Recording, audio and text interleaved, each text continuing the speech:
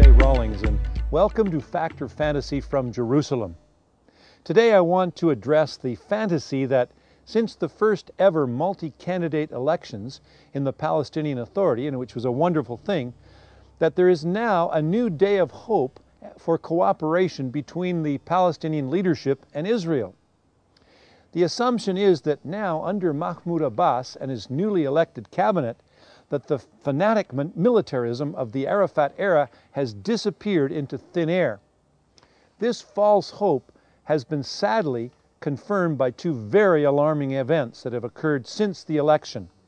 Just 2 days after his confirmation as Palestinian leader, Abbas was attending a celebratory gathering in a tent with many Palestinian dignitaries in attendance, when masked gunmen broke up the party and shot automatic rifle fire just above the head of the president.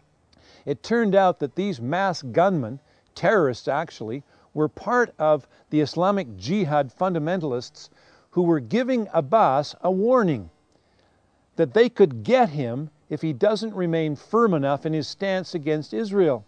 These canards, fired right across the bow of Abbas's ship, were nothing new in the Wild West ways of the Palestinian extremists. Then, a few weeks later, 30 masked gunmen armed with AK-47 and M16 automatic rifles broke up another meeting.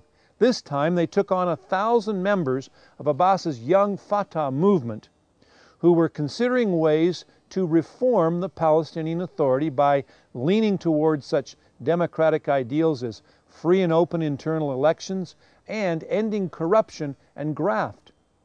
The gunmen fired in the air, smashed chairs, windows, and shouted threats, saying that the organizers were betraying the legacy of Yasser Arafat.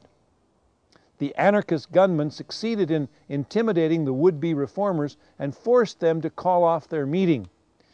Such bullying tactics are not new to the Palestinian leadership, but the brazen way in which these masked bandits flaunt themselves, even in front of the world media, which, by the way, hardly even mentioned the event because there was no bloodshed. Nevertheless, this type of blackmail by terror should be stamped out first by Abbas, then by the world community of leaders through bringing these thugs to justice. This is the kind of terror that the innocent Palestinian people and Israelis have been subjected to for years. These are the facts that are wrapped up and often hidden by the world press. Shalom, and see you next time on Fact or Fantasy.